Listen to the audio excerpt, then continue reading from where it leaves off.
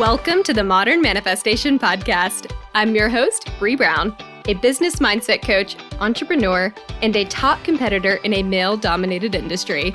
I'm a native Texan, the youngest of all brothers, and a lettuce-hating, wine-loving, curses-like-a-sailor recovering perfectionist. I've spent over a decade building my commission-based career, and my life's purpose is helping other women achieve the same multi-six-figure success I achieved before I was 25.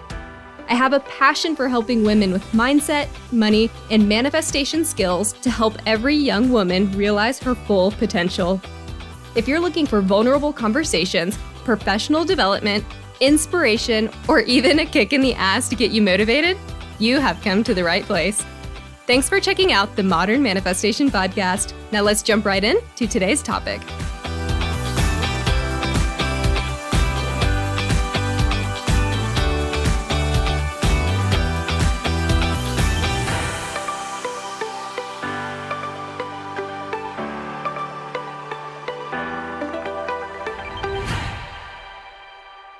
Hello, everyone, and welcome back to the Modern Manifestation Podcast. I am really pumped about today's episode. We are getting into Feng Shui, and this is the kind of topic that just really gets me jazzed. Fun fact about me, I love decluttering. I love decluttering, organizing, purging, cleaning. I was even that weird kid that would go to friends' houses in order to help them clean their rooms because I loved it so much. I know, it's weird, but I can't get enough of it. And I'm sure there's probably some deep-seated connection about like my needing to clean and my dad's hoarding, but we're not going to get there today. I just know that cleaning calms me down. It relaxes me when I'm anxious. It just really helps me reset and relax when I'm needing that. In fact, it is probably my biggest telltale sign anytime I'm super anxious, and Evan will always know that something's wrong when I'm just like buzzing around the house, cleaning baseboards, the chandelier, fan blades, windowsills, like the weirdest things. When I am doing that, he's like, hold on, stop, what's going on? So naturally, shows like Tidying Up with Marie Kondo, Hoarders, Home Edit, all of those shows just bring me a ton of joy. And recently, my grandfather passed away, and I found myself cleaning and watching these shows all over again. And when I was done cleaning, the house felt immediately better. It's almost as if I was like scrubbing away some of the grief or something. And we usually keep our house pretty well organized and clean anyway, so I eventually ran out of things to do, and I was looking for ways to help increase the energy flow and just create a more abundant space afterward. And that is when I really started getting into the depths of Feng Shui and began implementing some of these tips for myself.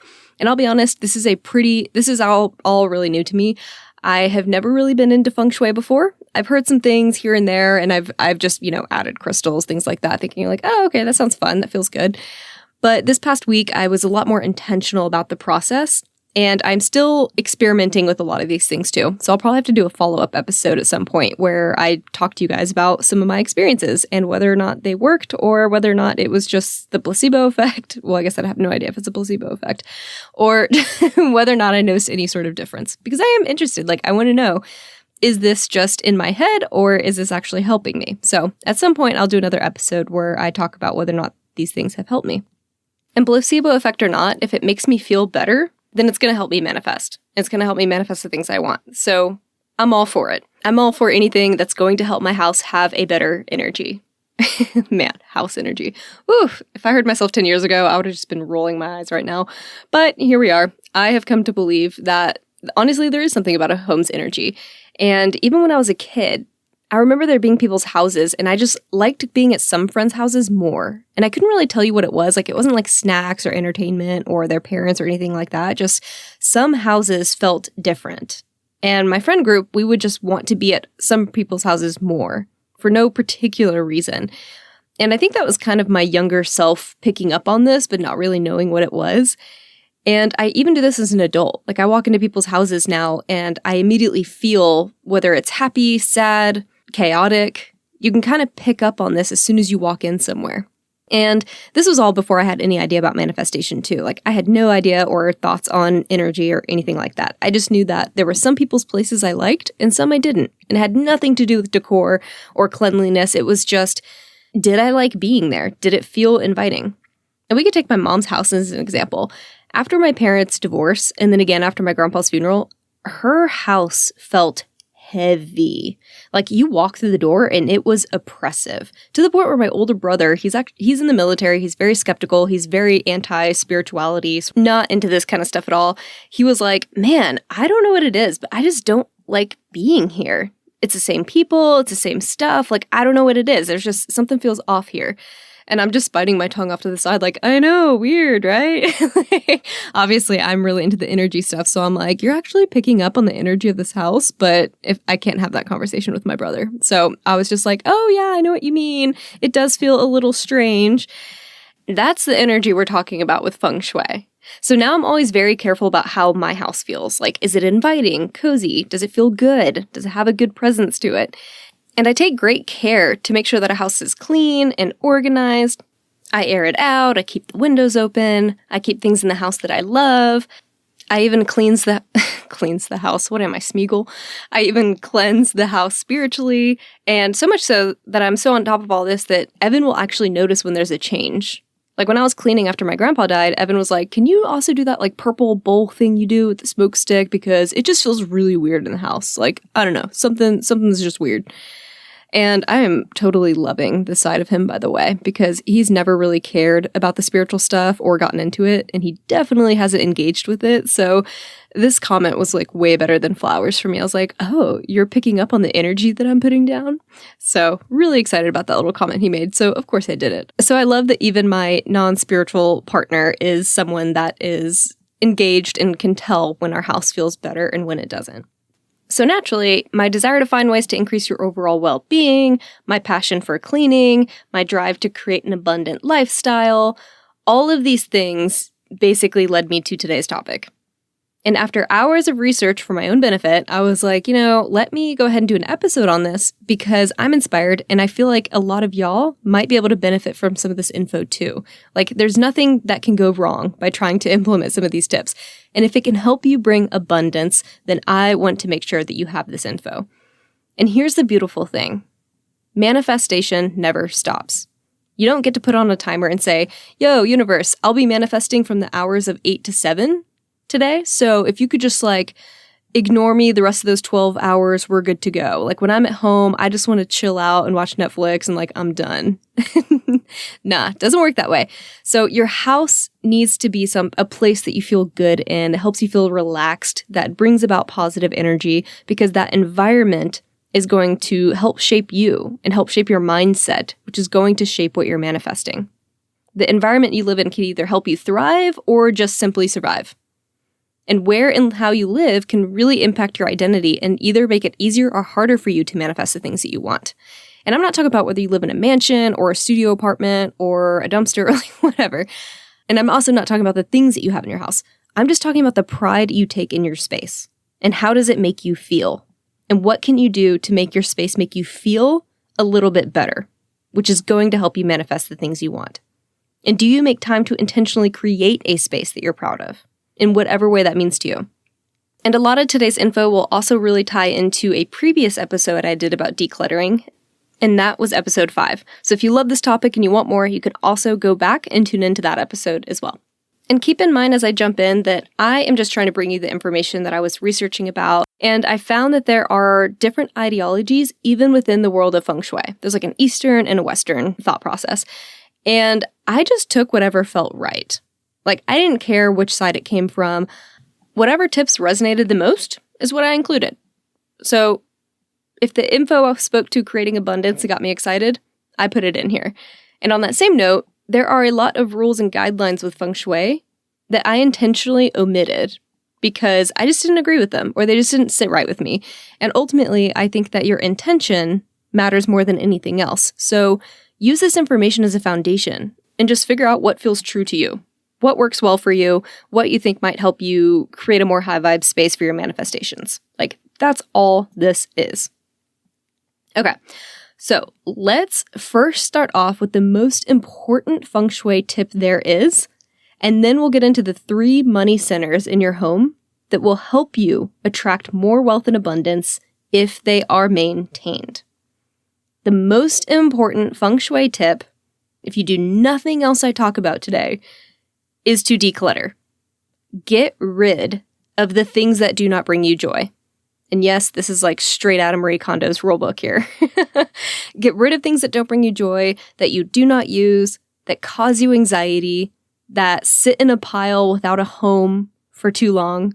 And you know the homeless items I'm talking about. Like, it's that stack of towels in the laundry room that you don't know what to do with, or the stack of old magazines that you just tuck under the table because you're not quite sure where to put them, or that weird drawer that has everything from like Post-its to batteries to old ketchup packets and chopsticks. Like, get rid of the clutter. I swear, this sort of purging process will just make you feel so, so good. Like, anytime I get through a good purging of a closet or a room or a drawer, every time I open it up, I'm just like, it just feels lighter. Purging helps you get rid of that old stagnant energy. Because clutter drains you of your positive energy, and it makes the energy in your home stagnant and stale. And it can also cause negative energy. So this is why decluttering is probably the biggest and the most important aspect to Feng Shui. Like, if the energy can't move, if it has nowhere to go, or if it's constantly generating negative vibes, the other tips I'm going to mention today can't accomplish much. They can't do a whole lot if the energy is just always being generated as negative, or it's just stagnant. The energy or the chi has to be able to flow for these tips to be effective. So declutter, declutter, declutter. And once you do, I would go through your whole house and just like figure out what is in this room, what is on this bookshelf, or what is on this table that doesn't need to be here, or that I don't even like. Like, maybe you got something from a friend of yours and you keep it around because you don't want to offend them. Get rid of it. They're probably not going to know. Or if they ask you about it, just say you put it somewhere else. Or if you really think they're going to notice and call you out on it, put it in a drawer somewhere and then just bring it out every time you see them or they come over. So declutter, look in the drawers, look in your spaces, just figure out what is in your space that is not serving you and get rid of it. Do that house-wide at first. It's probably going to take several passes. So I'll usually start room by room. And if you have a shit ton of clutter, you might just need to start literally by piece of furniture. Like, what is everything on this furniture piece, this hutch, or this bookshelf? Does it all need to be here? Does it all bring me joy? And then move to the next thing. If you don't have a whole lot of clutter, you can do this room-wide, or even like sections of the house. So assess what you have and figure out what you need to do to help yourself declutter and purge. So that is the number one rule. So I would say if you have a crap ton of clutter, hit pause on this. Maybe start watching some of Tidying Up or some of those other shows I was talking about, and then just get inspired to start decluttering the house and then come back to this. Because I think these other areas that we're going to talk about are going to benefit so much more if the rest of your house is able to flow, and if that clutter's not keeping energy from getting stuck. All right, so declutter. I'm going to say it again, say it 1,000 times, declutter your house. And by the way, when I'm talking about clutter, I'm not talking about things that really make you happy. Like if you have a mug collection or if you have a book collection, if that brings you joy, keep it around. It's just an accumulation of way too much excess because the excess is required to make you feel better or more worthy or more valuable, or to remind you of something that isn't really super positive. So that's what I'm talking about when I'm talking about clutter, is like the excess stuff that you're keeping around for some reason to satisfy something within yourself that's a need that's not being met. I'm not telling you that you have to get rid of all your decorations. Okay, so now that we had that established, you need to declutter, you need to just really purge and get rid of all the things that aren't serving you. Let's get into those 3 wealth centers of the house, like those areas that are going to help you attract more abundance and wealth into your life. The first area to focus on is the kitchen. The kitchen, your table, the countertops, the inside of the fridge, the stove, keep it all clean. Your kitchen holds the hearth of your home, the stove, and this space is strongly linked to your financial wealth and your overall health. I can't tell you how many articles I came across that was like, the kitchen is the most important area to keep clean if you're trying to attract more wealth into your life and more money into your life and more luck even into your life. And within the kitchen, the most important part to keep clean is the oven. That thing that you've probably cleaned the inside of like once or maybe never. And not just the top of the stove. Like, yes, keep it free of crumbs and sauce and things like that, but also the inside of the oven and the warming drawer underneath that you probably use as storage space. Or at least I did until I recently found out that it's supposed to be a warming drawer and not for all my cookie sheets. But anyway. And if there's any part of your oven that is broken, fix it. Fix it immediately, whether it's a knob or a weird burner that broke or something like that. In the world of Feng Shui, a broken oven or a broken piece on the oven is bad luck. Both on the oven and anything that you use with the oven, so like utensils and pots and pans, etc. Like whatever you associate and use with the oven, make sure that it is not broken.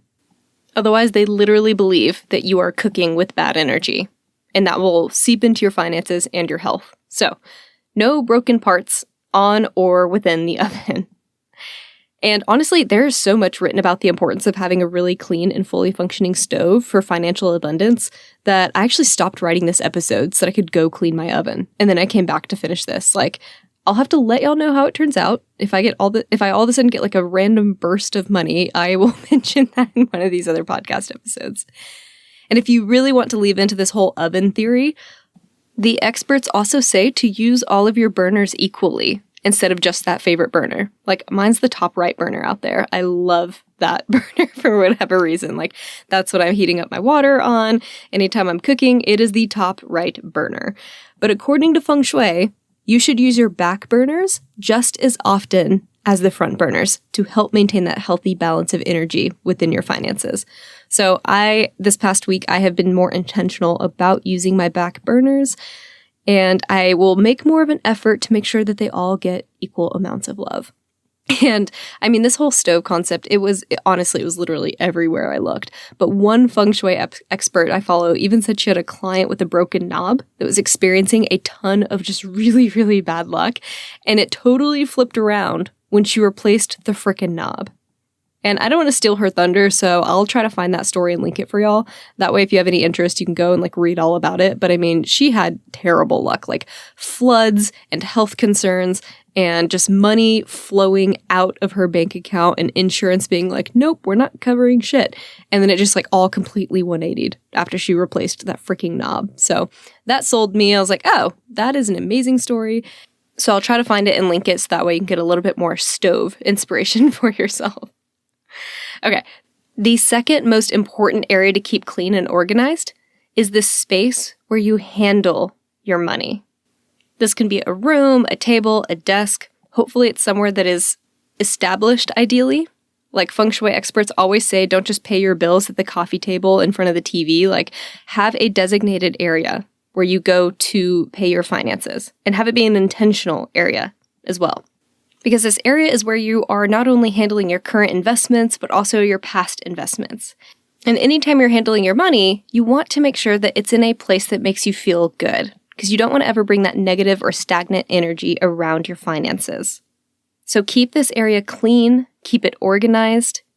Try not to keep old receipts and bills commingled with your finances as well. So if you have like a checking or a savings account statement, try not to let your bills or your receipts get anywhere near that, because that is like the flow in and the flow out. And from a Feng Shui perspective, you want to keep those things separate. And you don't want your old receipts and your bills to create that energy of drain on your finances.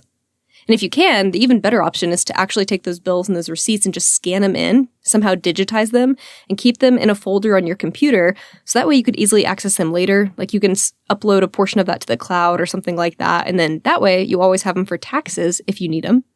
But then it also keeps it very separate from the rest of your finances.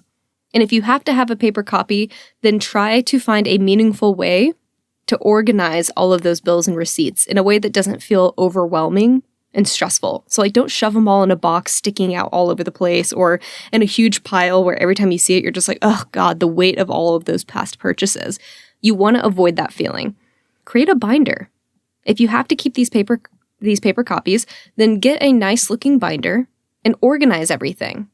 And make sure the receipts and the bills just aren't sticking out, their corners getting pulled out of everywhere. Like, keep this in a very organized area. And instead of writing like receipts or bills or whatever on the front, maybe you write something like abundance is out or past investments, money coming back to me. Like whatever phrase or whatever quote just really makes you feel good and abundant, put that on the front of it as an identifier, not debt, not money funneling out.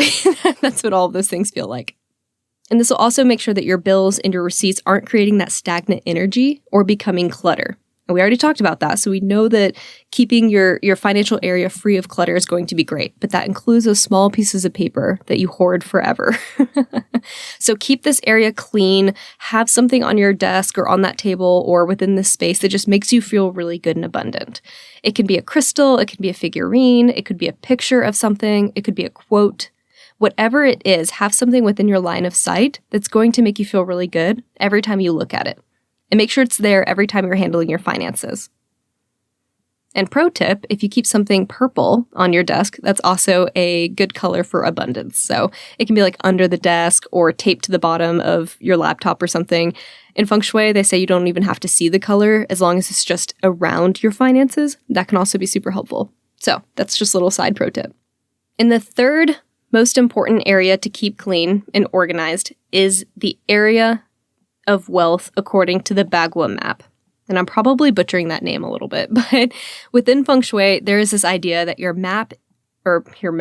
house is broken up into 9 sections. And essentially, you break them up by standing at your front door and looking out to your house. And when you're standing in your front door looking to the back, you start to break up your house based on these 9 sections. And if you don't have a perfectly rectangular or a square home, you just kind of lob them off into like more or less equal parts that are associated with this map. And there's a lot of tips and tricks online that help you do this. So I'll go ahead and put the picture of the Bagua map in the show notes. That way you can get a quick look at it and sort of get the gist of it. But we're not going to jump into the specifics of each area. I mean, there's a ton in that map. There's like an area that represents your health, your wealth, your career, your relationships, travel, all of it. But the most important one that we're going to focus on right now for wealth and finances is the back left corner of your house. Whatever that is, the furthest left corner of your house. That is your wealth center, according to the Bagua map. It can be a dining room, it could be a bathroom even, it could be a kitchen. For me, it's my laundry room, which is not ideal, but that's okay, that's where we are. So locate where that area is in your home. And the first thing you're going to do is clean and organize that space. Yes, I'm going to say it 1,000 times in this episode. So once you've identified it, you've decluttered, here are some additional tips to help you generate abundance using the money area of your home. First thing, I mentioned this a little bit earlier, leave something purple in this area to signify abundance. If it doesn't match your decor, it can be the sticker or it could even be, purple Sharpie on the bottom of a shelf or something. Just find a way to put purple somewhere within that space. Feel free to get creative. You can also leave a money bowl in this area. So it's essentially a bowl where you put all kinds of trinkets that make you feel abundant as well as coins, really high valued dollar coins. So in America, it could be a Susan B. Anthony or it could be a quarter. Whatever the higher amount of a coin is, try to put that in your money bowl and anything else that makes you really happy. The third tip is to place a plant in this area. Placing plants in general, honestly, it said put them anywhere in your house and it's great, but specifically in your money area, it will help signify prosperity and luck for you. And if you're like me and this is a room that doesn't get a whole lot of use other than like once a week or something like that, try to find a way to help the energy get flowing. So find ways to activate this room if you can and make it more usable. This is going to help get that energy flowing, prevent stagnant energy, and also just increase that abundance. For me, since it's my laundry room, I'm just really going to lean into the plant thing, and I'm going to use it as my area where I'll also propagate my plants and things like that. So that is me just trying to figure out a more clever way to make sure my laundry room is used for not just laundry, but that I'm actively in there, moving the energy around and utilizing the space. So that way I am helping to generate more positive energy. And last thing I'll say about this, if that room for you is a bathroom, this was another tip that came up a lot in my research, and that was keep the lid of your toilet closed, especially if this is the money center. And honestly, anywhere in your house, it said keep the lid of the toilet closed because toilets are known in the Feng Shui world to drain positive energy. So if your back left room is that bathroom, and that's also your wealth center, be especially careful to leave the toilet lid down to prevent a literal flushing of your money energy. And if you have a partner that you live with who's terrible at doing this, they also said you could put a piece of amethyst above the toilet. So like not on the toilet, but like a shelf above the toilet will also help prevent that energy drain. So if you're really into this topic and you're just like, you'll do whatever you can to help increase that abundant energy, that was one that was reiterated several times. So whether that's in your money center or not a bad idea to go ahead and just close the lid of the toilet. It's super easy to do. Or if you have a partner that's going to be really dragging their feet on that, have that piece of amethyst above the toilet on a shelf.